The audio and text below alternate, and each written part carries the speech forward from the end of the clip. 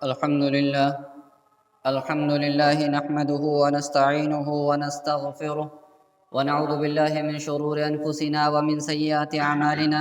من يهده الله فلا مضل له ومن يضلله فلا هادي له، ونشهد أن لا إله إلا الله وحده لا شريك له، وأشهد أن محمدا عبده ورسوله. أما بعد، فإن خير الحديث كتاب الله، وخير الهدي هدي محمد صلى الله عليه وسلم، وشر الأمور محدثاتها، وكل محدثة بدعة، وكل بدعة ضلالة، وكل ضلالة في النار.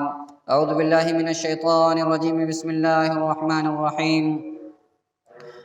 قال فبعزتك لأغوينهم أجمعين. صدقہ قابل احترام حاضرین جمعہ، نوجوان ساتھیوں، بزرگوں، پیارے بچوں اور تقریر سن رہی پردہ نشین مقدس ماں اور بہنوں، اللہ رب العزت کا بے انتہا کرم، فضل اور احسان ہے کہ ہم ایک بار پھر سے اللہ رب العزت کے اس بابرکت گھر میں، اس بابرکت مجلس میں اور اس بابرکت دن کے اندر جمع ہوئے. رب کریم سے دعا کرتے ہیں کہ رب کریم ہمیں کہنے، سننے اور اس سے زیادہ عمل کرنے کی توفیق بخشے. معزز سامعین، آج جس موضوع کو لے کر کے میں حاضر ہوا ہوں وہ موضوع ہے انسانوں پر شیطان کی چالیں، یا انسانوں کو، اللہ کے بندوں کو شیطان اللہ سے دور کرنے کے لیے یا اسے جہنم تک پہنچانے کے لیے وہ کیا کیا چالیں چلتا ہے اور کن کن چالوں کو اختیار کرتا ہے. تو ابن قیم ابن الجوزی رحمہ اللہ نے ایک کتاب لکھی تلبیس ابلیس، کہ ابلیس کی، شیطان کی کیا کیا چالیں ہوتی ہیں. اور شیطان بڑا ذہین و بڑا چالاک ہے. اسی لیے کہتے ہیں کہ آدمی اللہ رب العزت سے عقل بعد میں مانگے، پہلے ہدایت مانگے، پہلے ہدایت مانگے، کیونکہ عقل میں تو شیطان بھی آگے ہے. شیطان بڑا عقل مند ہے، شیطان بڑا ذہین ہے، وہ عقل کے حساب سے بہت زیادہ ہوشیار ہے، بہت چالاک ہے، لیکن وہ ہدایت سے محروم ہوا، اس بنا پر وہ جنت سے نکالا گیا. تو آدمی پہلے ہدایت مانگے، بعد میں ذہانت مانگے، پہلے ہدایت مانگے، بعد میں ذہانت مانگے. اور شیطان اتنا چالاک ہے اور اتنا مکار اور دھوکے باز ہے کہ ہر آدمی کو اس کی علم، اس کی صلاحیت، اس کے دماغ کے حساب سے اس کو گمراہ کرنے کی کوشش کرتا ہے. ایک جاہل کو اس کے حساب سے گمراہ کرنے کی کوشش کرتا ہے، ایک پڑھے لکھے آدمی کو اس کے حساب سے وہ گمراہ کرنے کی کوشش کرتا ہے. جو دنیا کا ہی جس نے علم حاصل کیا ہے اس کو اس کے حساب سے گمراہ کرنے کی کوشش کرتا ہے. جس نے دین کا علم حاصل کیا ہے اس کو بھی گمراہ کرنے کی، اس کے حساب سے گمراہ کرنے کی کوشش کرتا ہے. اسی لیے کہتے ہیں کہ وہ عالم کو بھی وسوسہ ڈالتا ہے. اور اگر انسان کے اندر اللہ کا تقوی نہ ہو تو عالم کا علم بھی یا کسی آدمی کا علم بھی اسے شیطان کے پھندے میں پڑنے سے گمراہ نہیں کر سکتا ہے. شیطان کے وسوسے اور اس کے شبہات، اس کی چالیں اتنی خطرناک ہیں کہ اگر بندے کے دل کے اندر اللہ کا خوف، اللہ کا ڈر نہ ہو، وہ کسی بھی فتنے کا شکار ہو سکتا ہے. اسی لیے آپ دیکھیں دنیا کے اندر کوئی ذات، کوئی شخصیت شیطان کے وسوسوں سے محفوظ کی گئی یا محفوظ تھی تو صرف اور صرف اللہ کے نبی صلی اللہ علیہ وسلم کی ذات گرامی تھی. صحابہ بھی شیطانی وسوسوں کا شکار ہوئے، لیکن بعد میں جب انہیں پتہ چلا دین کی روشنی میں کہ ہم پر شیطان غالب ہو گیا تھا، شیطان نے ہم پر حملہ کر دیا تھا، تو انہوں نے فوراً توبہ استغفار کیا. تو یہ انسان کی فطرت ہے کہ شیطان کی چال میں آ جاتا ہے، مومن کی فطرت ہے کہ شیطان کی چالوں میں آ جاتا ہے، لیکن بعد میں فوراً جیسے ہی اسے پتہ چلتا ہے توبہ استغفار کرتا ہے. لیکن جو پتہ چلنے کے بعد ہر دھڑمی پر اڑا رہے اور اسے اپنے آپ کو صحیح کرنے کے پیچھے دسیوں دلائل دے، ہزاروں دلائل دے، بہانے بازی کرے، تو وہ گویا شیطان کی صف میں کھڑا ہوا ایک انسان ہے. انسانی شکل کا ایک وہ شیطان ہے انسان. تو انبیاء، اللہ کے نبی صلی اللہ علیہ وسلم آپ صلی اللہ علیہ وسلم نے فرمایا کہ شیطان ہر انسان کے پیچھے لگا رہتا ہے. تو صحابہ نے پوچھا کہ اللہ کے نبی آپ کے پیچھے بھی لگا ہوا؟ کہا میرے پیچھے بھی لگا ہوا ہے. ولیکن اسلم. اس کے دو معنی، یا تو دو معنی کہا کہ اللہ کے نبی نے کہا کہ وہ اسلام لے آیا، یا تو وہ مسلمان ہو گیا، ایک معنی کہا گیا کہ وہ شیطان یا تو مسلمان ہو گیا ہے یا اس نے اپنے آپ کو سرنڈر کر دیا، میرے حوالے کر دیا، اب وہ مجھے گمراہ نہیں کر سکتا ہے، وہ میرے تابع ہو گیا ہے۔ تو بہرحال جو بھی معنی ہو، تو اللہ کے نبی کی ذات کو محفوظ کر دیا گیا ہے شیطان کی چال سے۔ باقی اللہ کے نبی کی بات کوئی بھی انسان دنیا کا، صحابہ کو لے کر کے دنیا کا کوئی بھی انسان شیطان کی چال سے محفوظ نہیں۔ شیطان اس پہ بار بار حملے کرتا ہے، بار بار اسے گمراہ کرنے کی کوشش کرتا ہے۔ یہاں پہ دو چیزیں اسے شیطان کی چالوں سے بچا سکتی ہیں، پہلے یہ کہ اس کے پاس علم ہو، وہ جانے کہ یہ شیطان کی چال ہے۔ دوسرا یہ کہ جاننا ہی کافی نہیں ہے، جاننے کے ساتھ اس کے پاس اللہ کا ڈر ہو، اللہ کا تقوی ہو، اللہ کا خوف ہو، تب جا کر کے وہ شیطان کی چالوں سے بچ سکتا ہے۔ تو شیطان کی چالیں، اور شیطان اس طرح سے چالیں کرتا ہے۔ اس سے پہلے کہ ہم اصل موضوع پہ بات کریں، دیکھیں کہ اللہ رب العزت نے دنیا کے اندر 3 طرح کی مخلوقات پیدا کی۔ ہم سب جانتے ہیں، ایک تو نوری مخلوق ہے، دوسری ناری مخلوق ہے، اور تیسری خاکی مخلوق ہے۔ نوری مخلوق، اور جس مخلوق کو جس چیز سے بنایا گیا ہے اس چیز کا اثر اس کے اندر پایا جاتا ہے، اس چیز کا اثر پایا جاتا ہے۔ مثلاً آپ دیکھیں ٹھنڈی کے اندر جو پھل پیدا ہوتا ہے اس کی تاثیر ٹھنڈی ہوتی ہے، جو پھل گرمی کے اندر پیدا ہوتا ہے اس کی تاثیر گرم ہوتی ہے۔ ایسی جس مخلوق کو جس چیز سے بنایا گیا ہے اس کی تاثیر اس کے اندر پائی جائے گی۔ اللہ نے فرشتوں کو نور سے پیدا کیا، تو نور جو ہے سراسر خیر ہی خیر ہے، اس لیے فرشتوں کا وجود ہمیشہ اس کائنات کے لیے، اس دنیا کے لیے خیر ہی خیر رہا ہے، اور انسانوں کو ہمیشہ اس سے خیر ہی ملا ہے۔ تو فرشتوں سے صرف انسانوں کو خیر ملتا ہے، ساری دنیا بلکہ ساری کائنات کے لیے فرشتے خیر ہیں۔ جو دوسری مخلوق ہے ناری، یعنی آگ۔ آگ کی اصل فطرت ہے جلانا، تو وہ آگ جہاں بھی ہوگی اگر وہ کنٹرول نہیں ہے تو وہ جلائے گی۔ آگ کی فطرت ہے کہ اس کی لپٹ میں جو بھی آئے گا اس کو راکھ کرے گی، اس کو ختم کرے گی، اور شیطان کو آگ سے بنایا گیا، تو شیطان کی اصل فطرت ہے کہ وہ اسے آگ تک پہنچائے گا۔ وہ خود آگ سے بنا ہے، اور وہ چاہتا ہے کہ دنیا کے تمام انسان، جسے وہ دشمن مانتا ہے، کہ تمام انسان آگ تک پہنچیں، انہیں تباہی و بربادی کے دہانے پر لے جائیں۔ اسی لیے اللہ رب العزت نے جب شیطان سے کہا کہ سجدہ کر، تو اس کی فطرت آگ کیا ہے؟ آگ اوپر کو جاتی، آگ اوپر کو جاتی ہے۔ کہا میں سجدہ کیسے کروں؟ انا خیر من، میں تو اس سے افضل ہوں۔ اسے یہ دیکھنا چاہیے تھا حکم کون دے رہا ہے، کیا کرنے کو کہا جا رہا ہے، یہ نہیں سوچنا ہے ہمیں، کیا کرنے کو کہا جا رہا ہے یہ نہیں سوچنا ہے، یہ دیکھنا کہ حکم دینے والی ذات کون ہے۔ کہا کہ اللہ تو بھلے حکم دے رہا ہے مجھے، لیکن اس کو میں سجدہ کروں؟ انا خیر من، اس سے میں افضل ہوں۔ خلقتنی من نار وخلقتہ من طین، تو نے آگ سے مجھ کو پیدا کیا، اس کو مٹی سے پیدا کیا، اور آگ مٹی کو سجدہ کرے؟ ایسا نہیں ہو سکتا۔ اللہ نے کیا کہا؟ فاخرج منہا فانک رجیم، آگ سے میں نے تجھے پیدا، میں نے ہی چاہے آگ سے پیدا کروں چاہے مٹی سے پیدا کروں، وہ میری مرضی ہے، میں نے تجھے پیدا کیا تھا اور میں نے تجھے حکم دیا تو سجدہ کرنا چاہیے تھا۔ فاخرج منہا، نکل جا میری جنت سے، فانک رجیم، تو مردود ہے، تو لعنتی ہے، تو ملعون ہے، نکل جا جنت سے۔ تو آپ دیکھیں آگ سے جو چیز پیدا کی گئی اس کے اندر فطرت آئی جلانے والی، تباہ کرنے والی، مٹانے والی، برباد کرنے والی۔ انسان کو بنایا گیا مٹی سے۔ انسان کی اگر انسان کے اندر انسانیت زندہ ہو، اگر اس کے اوپر شیطان کا قبضہ نہ ہو، تو انسان فطری طور پر یہ چاہتا ہے کہ دنیا آباد ہو، فطری طور پہ وہ چاہتا ہے کہ ہمارے معاملات بنے سنورے رہیں، وہ آبادی چاہتا ہے، وہ ہریالی چاہتا ہے، وہ لوگوں کو آباد دیکھنا چاہتا ہے، وہ شہروں کو آباد دیکھنا چاہتا ہے، وہ گاؤں کو، کھیت کھلیانوں کو آباد دینا چاہتا ہے، وہ انسانی زندگی کو آباد دیکھنا چاہتا ہے۔ اگر اس کے اندر انسانیت زندہ ہے، وہ لوگوں کو خوش دیکھنا چاہتا ہے، وہ خوشحال دیکھنا چاہتا ہے، وہ ہر اچھی چیز کو پسند کرتا ہے اگر اس کی انسانیت زندہ ہے تو۔ لیکن اگر شیطان اس پر عمل کرتا رہے اور انسان بار بار موقع دیتا رہے شیطان کو اپنی ذات سے، اپنی اس فطرت سے کھلواڑ کرنے کا، تو یہ جو اس کے اندر انسانیت ہے دھیرے دھیرے کم ہو جاتی ہے، اور اس دل پر شیطان کا غلبہ ہو جاتا ہے، پھر انسان بھی شیطانوں والا کام کرنے لگ جاتا ہے۔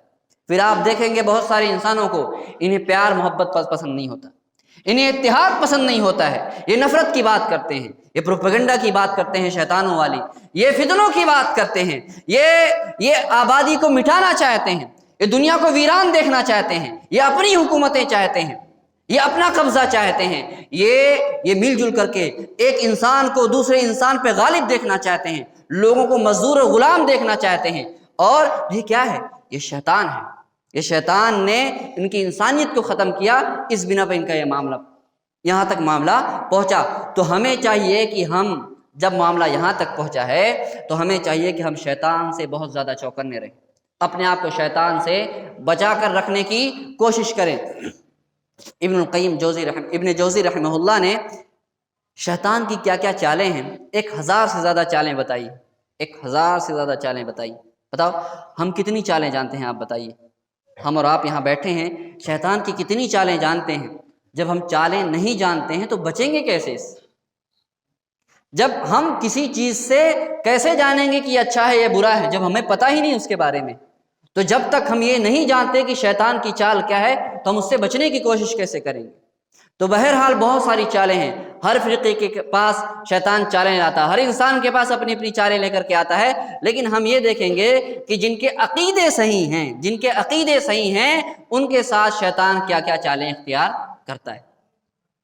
شیطان کی سب سے پہلی چال یہ ہے کہ وہ اللہ کی عبادت سے لوگوں کو دور کرتا ہے، اللہ کی عبادت سے لوگوں کو روکنے کی کوشش کرتا ہے، اور اس روکنے کی کوشش کے لیے وہ بہت ساری چالوں کو اختیار کرتا ہے۔ مثلا وہ کہتا ہے کہ ابھی گناہ کر لے، توبہ کر لینا بعد، ابھی کر لے، ابھی جوانی ہے، مستانی ہے، انجوائے کر لے اپنی لائف کو، حج کر لینا جا کر کے، بڑھاپے میں جا کر کے توبہ استغفار کر لینا، ارے تو پیسے والا ہے، عمرہ کر لینا، معاف ہو جائے گا پچھلا گناہ، رمضان میں توبہ کر لینا، جمعہ کی نماز پڑھ لینا، معاف ہو جائے گا۔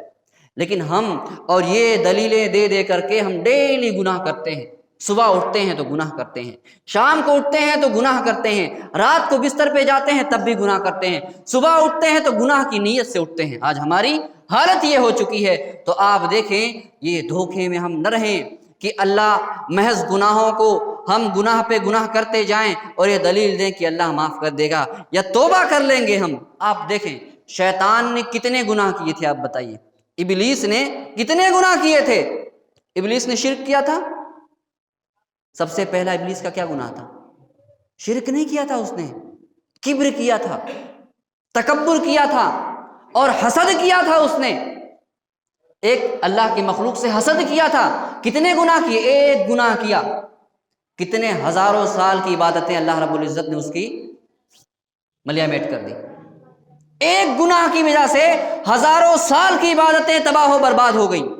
تو ہم انسان کس دھوکے کے اندر ہیں کہ اللہ ہماری ڈیلی گناہ کو، ہم ڈیلی اللہ کی حدوں کو پار کرتے رہیں، ڈیلی مخلوق پہ ظلم کرتے رہیں، ڈیلی حرام خوری کرتے رہیں، ڈیلی بدماشیاں کرتے رہیں، ڈیلی اللہ کی حدود کو پامال کرتے رہیں، اور اس کے بعد کہیں کہ اللہ معاف کرنے والا ہے۔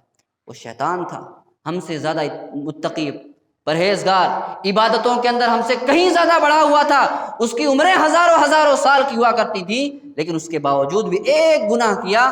تو اللہ کی شان یہ ہے، اللہ کا غضب یہ ہے کہ اگر وہ غضب میں آئے، وہ اپنی جلال ربوبیت کی شان دکھانا چاہے، اپنی جلالت کی شان دکھانا چاہے، تو ایک گناہ کے بدلے بھی وہ جہنم میں ڈال سکتا ہے۔ تو ہمیں اس بات کا دھوکہ نہ رہے۔ شیطان یہ آدم ہے، آدم علیہ السلام نے کتنے گناہ کیے بتائیے آپ؟ جنت کے اندر تھے، روزانہ گناہ کیا کرتے تھے؟ نہیں کرتے تھے۔ ایک گناہ کیا، وہ بھی کون سی؟ ایک جنت کے اندر کوئی حرام چیز ہو سکتی ہے؟ نہیں نا، لیکن کہا کہ دیکھ میں اس کو تیرے اوپر حرام کرتا ہوں، تجھے یہاں نہیں جانا ہے، میری مرضی ہے، میں نے جنت بنائی ہے، میں نے دنیا بنائی ہے، میری چلے گی، ادھر نہیں جانا ہے تجھے۔ لیکن آدمی ہے سوچتا ہے اور کہتا ہے کہ دیکھوں ارے منع کیوں کیا گیا ہے، چیک کرتا ہوں۔ چیک کرنے گئے اور کھایا، ایک غلطی کی جنت سے نکالے گئے۔ ہم کیا سوچتے ہیں، ہم کس دھوکے کے اندر ہم نے اپنے آپ کو رکھا ہوا؟ ہم روزانہ غلطی کرتے ہیں، اور آدم کی ایک غلطی نے اسے جنت سے نکالا، ایک غلطی سے جنت سے نکالے گئے۔ لیکن اللہ رحیم و کریم تھا، اللہ معاف کرنے والا تھا۔ آدم دنیا میں آئے، انہیں پچھتا ہوا کہ بہت بڑی غلطی ہو گئی، فوراً توبہ کیا، اللہ نے معاف کیا، واپس سے جنت کے اندر پہنچایا۔ تو گناہ ہو گئے ہیں، یہ گیا، جو گزر چکا وہ گزر چکا، اس پر ندامت، جیسے آدم نے توبہ کیا، استغفار کیا، ابھی کر لیا، جیسے نکالے گئے ویسے توبہ استغفار کیا، اللہ نے معاف کیا، جنت کے اندر داخل کر دیا۔ لیکن توبہ نہیں کیا بندے نے، اور اس حال میں اس کو موت آ گئی، اللہ اس بات پہ قادر ہے کہ ایک گناہ بھی کرتا ہے جنت سے نکالا جائے، جہنم میں ڈالا جائے گا۔ تو یہ دھوکے میں نہ رہے۔ ہمیں بہت ساری ہم دلیل دیتے ہیں، اللہ غفور رحیم ہے، اللہ توبہ، ہم توبہ کر لیں گے، بڑھاپے میں توبہ کر لیں گے، حج عمرہ کر لیں گے، اللہ معاف کرنے والا ہے، اللہ بے پرواہ بادشاہ ہے، اللہ کو فرق نہیں پڑتا ہے، یقیناً اللہ کو فرق نہیں پڑتا ہے کہ آپ کو جہنم میں ڈال دے، کوئی فرق نہیں پڑتا ہے، آپ کو قبر کے عذاب کے اندر مبتلا پڑے، اللہ کو کوئی فرق نہیں پڑتا ہے۔ اور جیسے اللہ رب العزت غفور رحیم ہے، ویسے وہ قہار ہے، جبار ہے، پکڑنے والا، ان بطش ربک لشدید، اللہ کی پکڑ بہت ہی زیادہ سخت ہے۔ اور ہم نے جس صفت کو اللہ رب العزت نے کہا کہ میں رحیم ہوں، میں غفور ہوں، میں رحمان ہوں، معاف کرتا ہوں، معافی کرنے کو پسند کرتا ہوں، جس صفت کو اللہ رب العزت نے اس لیے بنایا کہ تم میرے در پر لوٹ آؤ، اس لیے بنایا، میں رحیم ہوں اس لیے تاکہ مجھے سجدہ کرو، میں رحیم ہوں اس لیے تاکہ میری نافرمانی نہ کرو، میں رحیم ہوں اس لیے تاکہ تم توبہ کر لو۔ لیکن ہم نے اس صفت کو کہاں اختیار کیا؟ ہم نے کہا، ہم نے چوری کی اور کہا اللہ رحیم ہے، ہم نے گناہ کیے، ہم کہا کہتے ہیں اللہ رحیم ہے، ہم سود خوری کرتے ہیں اور کہتے ہیں کہ اللہ رحیم ہے، ہم زنا کرتے ہیں، ہم کہتے ہیں اللہ رحیم ہے، ہم بدکاریاں کرتے ہیں، ہم کہتے ہیں اللہ رحیم ہے، ہم جوا جگار کرتے ہیں، اللہ رحیم ہے، ہم شراب خوری کرتے ہیں، اللہ رحیم ہے، ہم ماں باپ کی نافرمانی کرتے ہیں، اللہ رحیم ہے، ہم رشتہ داروں سے رشتے ناطے توڑتے ہیں، اللہ رحیم ہے، ہم انسانوں پہ ظلم کرتے ہیں، مظلوموں کا مال کھاتے ہیں، اللہ رحیم ہے، ہم حرام خوری کرتے ہیں، ناجائز طریقوں سے لوگوں کا مال کھاتے ہیں، اللہ رحیم ہے، ہم نے زمین کو فساد سے بھر دیا ہے، اللہ رحیم ہے، اللہ رحیم کر کے یہ حالت ہماری پہنچی ہے۔ آج نیک وہ ہے جسے نیکی کرنے کا، گناہ کرنے کا موقع نہیں ملا ہے، آج یہاں تک معاملہ پہنچا ہے۔ ہم نے اللہ کی اس صفت کا استعمال کر کے زمین کو بھر دیا ہے۔ اور آپ جانتے ہوں گے، دنیا کا قانون جانتے ہیں کہ ایک آدمی گناہ کر لے، اس کو عدالت میں جا کر کے مان لے کہ ہاں جج صاحب غلطی ہو گئی ہے، تو ہو سکتا ہے جج اسے چھوڑ دے کہ اس نے مانا ہے، سدھر جائے گا۔ جج معاف بھی کر سکتا ہے، 1-2 سال کی سزا دے کے کہے گا اس کو 10 سال کی سزا تھی لیکن اس کے ویوہار اچھے ہو گئے، اس کو معاف کر دو۔ لیکن جو یہ کہے، قانون کا نام لے کر جرم کرے اور کہے کہ یہ قانون ہے وہ قانون ہے، جج اس کو معاف نہیں کیا جاتا، عدالتیں بھی معاف نہیں کرتی ہیں۔ اللہ کی عدالت کیسے معاف کرے گی؟ مجرموں کو کیسے معاف کرے گی جو اللہ کی اتنی عظیم شان کو استعمال کر کے دنیا کو گناہ سے بھرتے ہیں؟ تو پہلا شبہ یہ ہے، شیطان کی جو ابلیس کا پہلا یہ وسوسہ یہ ہوتا ہے، وہ یہ کہتا ہے کہ توبہ کر لو، توبہ کر لیں گے، استغفار کر لیں گے، اللہ معاف کرنے والا ہے، بڑھاپے میں توبہ کر لیں گے، یا حج عمرہ کر کے توبہ کر لیں گے، یا صدقات و خیرات کر کے اپنے گناہوں کی بخشش کروا لیں گے۔ یہ شیطان کا دھوکہ ہے، اور اس دھوکے کے ذریعے سے آدمی کو زندگی بھر جو ہے گناہوں کے اندر مبتلا رکھتا ہے۔ تو یہ شیطان کا پہلا وسوسہ تھا انسان کے اوپر۔ دوسرا وسوسہ دیکھیں آپ شیطان کا، کہ انسان جو ہے، اللہ رب العزت نے فرمایا کلوا واشربوا ولا تسرفوا، کھاؤ پیو، اللہ کی نعمتیں ہیں، کھاؤ پیو، اسراف نہ کرو، تجاوز نہ کرو، حدوں کو پار نہ کرو۔ حدوں کے پار کرنے کا کیا مطلب ہے؟ حدوں کے پار کرنے کا مطلب یہ ہے کہ کھاؤ پیو، عیش کرو، دنیا اللہ رب العزت نے اگر نوازا ہو تو اس دنیا کا استعمال بھی کرو، لیکن فرائض میں کوتاہی نہ کرو۔ نماز ہے، وقت پہ نماز پڑھ لو، روزہ ہے، وقت پہ روزہ رکھو، زکوٰۃ واجب ہو چکی ہے، زکوٰۃ ادا کر لو، ماں باپ کی فرما برداری ہے اسے ادا کرو، رشتے ناتے ہیں اسے نبھانے کی کوشش کرو، آپسی محبت ہے، بھائی چارہ ہے، اسے نبھانے کی کوشش کی جائے۔ تو جو تجاوز نہیں کرنا ہے۔ اب مال ملا ہے، پیسہ بنگلہ گاڑی آ گئی ہے، تو عبادت کرنے کی کیا ضرورت ہے؟ رشتے ناتے جوڑنے کی کیا ضرورت ہے؟ ارے اس کی اوقات کیا ہے؟ میں کسی کا محتاج ہوں کیا؟ اللہ نے تجھے اس کا رشتہ دار بنایا ہے، وہ فقیر کیوں نہ ہو، تو بنگلے گاڑی والا کیوں نہ ہو، تیرا رشتہ دار ہے تو اس کے ساتھ تجھے صلہ رحمی کرنی پڑے گی۔ تو یہ کیا کرتا ہے؟ مباحات کی، شیطان کی چالوں میں سے ایک چال یہ ہے کہ مباحات کی کثرت، بار بار وہ کام کرواتا ہے انسان سے جو جائز ہے، جو کام جائز ہے۔ شیطان کی دوسری چال، یہ ایک اور چال یہ ہوتی ہے کہ جو کام جائز ہے اسے بار بار کرواتا ہے، مطلب کیا ہے؟ مطلب یہ ہے کہ آپ صبح کو بھی جائز کام کرو، شام کو بھی کرتے رہو، پورا دن جائز کام کرتے رہو، اور اس جائز کام کو اتنا کرو کہ آپ فرض چھوڑ دو۔ آپ کھوا کھانا حرام ہے بھائی، حرام ہے کھوا کھانا، لیکن ہم کھوا پارٹی کرتے کرتے مغرب کی نماز چھوڑ دیں، عشاء کی نماز چھوڑ دیں، اپنے کاروبار دھندے چھوڑ دیں، بیویوں کے حق ادا نہ کریں، بچوں کی تعلیم و تربیت پہ دھیان نہ دیں، یہ کیسے جائز ہو جائے گا؟ پھر یہ کھوا کھانا بھی حرام کے زمرے میں آ جائے گا۔ کرکٹ کھیلنا، چلو علماء نے اختلاف کیا، لیکن ہر کھیل کی ایک شرط ہوتی ہے، میچ کھیلنا۔ چلو میچ کھیلنا مطلق طور پہ ناجائز نہیں ہے، لیکن نماز چھوڑ کر کے میچ کھیلنا کیسے جائز ہو گیا؟ آپ ظہر قضا کرو، عصر قضا کرو، نائٹ میچ کھیلو، مغرب قضا کرو، عشاء کو چھوڑو، یہ کیسے جائز ہو گیا؟ ایک فرض نماز چھوٹی وہاں پہ، دوسرا فرض نوجوانوں کو آپ کیا رول ماڈل پیش کر رہے ہو؟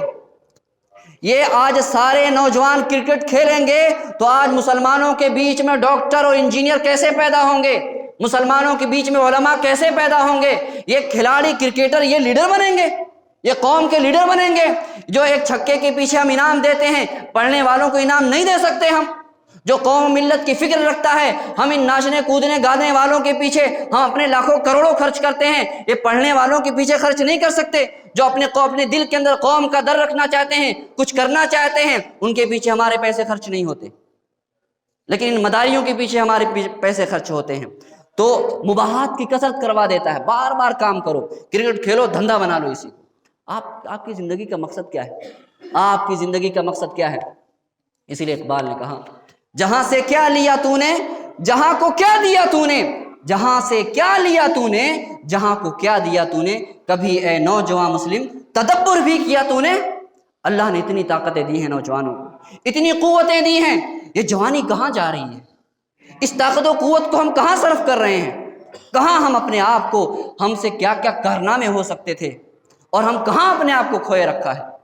ہم نے اپنے عیاشیوں کے اندر، خرافات کے اندر، فضول کاموں کے اندر۔ تو شیطان کا ایک وسوسہ یہ ہے، جس وسوسے کے اندر سب سے زیادہ کوئی گرفتار ہے تو یہ اہل حدیث کی جماعت ہے، سلفیوں کی جماعت ہے، جو اس دھوکے میں رہتی ہے کہ ہم اہل حدیث ہیں، اللہ معاف کرے گا ہمیں، اللہ ہمیں معاف کر دے گا۔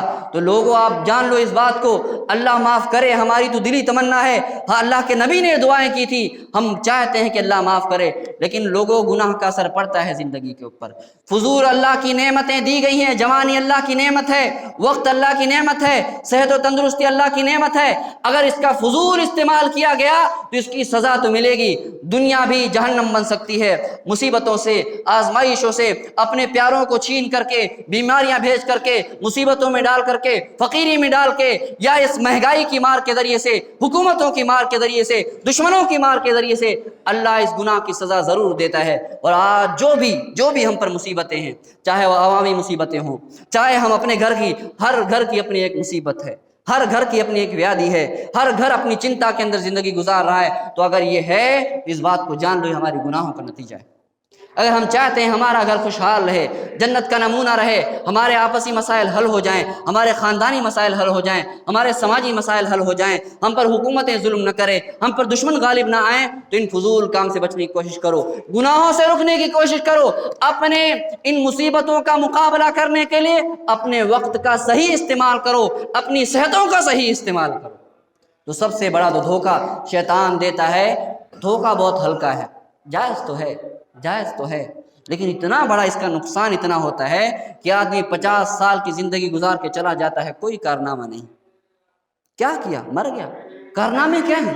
ایک بھی کارنامہ نہیں جو بتا سکو، اس نے کیا، کون سی بھلائی کر دی، اس نے قوم کے لیے کون سا بھلا کام کیا، امت کے لیے اس کے کون سے کارنامے ہیں؟ 50 سال کی زندگی جانتے ہو کیا ہوتی؟ 50 سال کی زندگی جانتے ہو کیا ہوتی ہے؟ اتنی، اللہ رب العزت قیامت کے دن سوال کرے گا، کہیں گے رب کریم جہنم سے نکال دے ہمیں، اللہ رب العزت کہے گا اولم نعمرکم ما یتذکر فیہ من تذکر وجاءکم النذیر، کیا ہم نے تمہیں اتنی زندگی نہ دی تھی، اتنی زندگی نہ دی تھی کہ اگر اتنی زندگی میں جسے نصیحت حاصل کرنا ہوتا حاصل کر لیتا، جسے عبرت پکڑنا ہوتا وہ سدھر جاتا، جسے سدھرنا ہوتا وہ سدھر جاتا، جسے کارنامے کرنے ہوتے وہ بڑے بڑے کارنامے کر لیتا، لیکن تم نے اپنے آپ کو پستی کے ساتھ ہی رکھا، تم نے اپنے آپ کو ذلت ہی رسوائی اپنے آپ کے لیے پسند کی، اپنے آپ کے لیے تم نے گناہ ہی کو پسند کیا، تو آج اس کا نتیجہ بھگتو، فذوقوا فما للظالمین من نصیر، تو چکھو آج جہنم کا عذاب، ظالموں کے لیے کوئی مددگار نہیں ہے۔ تو لوگوں اس وہم میں نہ رہو، اللہ رب العزت نے اگر زندگی دی ہے، قوت دی ہے، توانائی دی ہے، روپیہ پیسہ دیا ہے، اس کو فضول کاموں میں استعمال نہ ضائع دو۔ آپ انجوائے کرو، لائف کو انجوائے کرنے کا چھوٹ ہے، لیکن فرائض میں کوتاہی نہیں آنا چاہیے۔ ہم گناہ کر کے انجوائے نہ کریں، میوزک اور موسیقی کے ڈانس پر، اس کے دھن پر ناچ کر یہ انجوائے نہیں ہے، یہ اللہ کے عذاب کو دعوت دینا ہے، اللہ کے عذاب کو دعوت دینا ہے۔ تو شیطان کی دوسری چال یہ ہوتی ہے کہ انسان کو جو ہے مباحات کی کثرت میں ڈال جاتا ہے، یہ بھی کرو یہ بھی کرو، اور یہ چیز سب سے زیادہ ہماری قوم کے اندر ہے، ان لوگوں کے بیچ میں ہے جن کے عقیدے صحیح ہے، جو اللہ کے ساتھ شرک تو نہیں کرتے ہیں لیکن اپنا وقت اللہ کو نہیں دیتے ہیں، یہ شرک نہیں کرتے ہیں لیکن اپنا وقت اللہ کی راہ میں نہیں لگاتے ہیں، اپنا وقت اللہ کو نہیں دیتے ہیں، یہ اپنے سر اللہ کی راہ میں نہیں جھکاتے ہیں، یہ اپنے پیسے اللہ کی راہ میں خرچ نہیں کرتے ہیں، صحت اللہ نے دی ہے لیکن اس صحت کو کہیں اور استعمال کرتے ہیں، نعمتیں اللہ نے دی ہے لیکن اس نعمتوں کو گناہ کے کام میں استعمال کرتے ہیں۔ تو لوگوں آج پلٹنے کی ضرورت ہے، شیطان کی اس چال کو سمجھنے کی ضرورت ہے۔ شیطان آگ سے بنایا گیا ہے، وہ چاہتا ہے کہ ہمیں آگ تک پہنچا دے، دنیا بھی جہنم بنا دے، قبر بھی جہنم بنا دے، اور جہنم تو ویسے ہی تیار ہے ایسے لوگوں کے لیے۔ تو لوگوں اس چال کو سمجھنے کی کوشش کرو، توبہ استغفار کرو، جو زندگی فضول گزر گئی اس سے پلٹنے کی کوشش کرو۔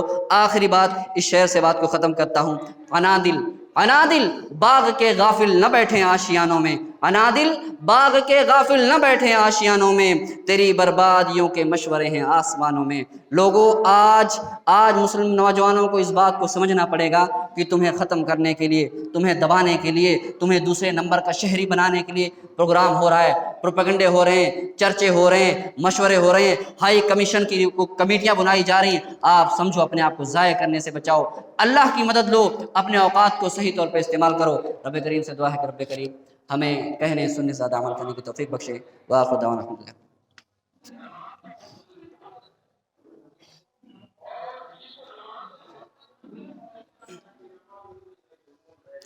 الحمد للہ۔ الحمد لله نحمده ونستعينه ونستغفره ونعوذ بالله من شرور أنفسنا ومن سيئات أعمالنا، من يهده الله فلا مضل له ومن يضلله فلا هادي له، ونشهد أن لا إله إلا الله وحده لا شريك له، وأشهد أن محمدا عبده ورسوله. أما بعد، إن الله وملائكته يصلون على النبي يا أيها الذين آمنوا صلوا عليه وسلموا تسليما. اللهم صل على محمد وعلى آل محمد كما صليت على إبراهيم وعلى آل إبراهيم إنك حميد مجيد. اللهم بارك على محمد وعلى آل محمد كما باركت على إبراهيم وعلى آل إبراهيم إنك حميد مجيد. أقيموا الصلاة.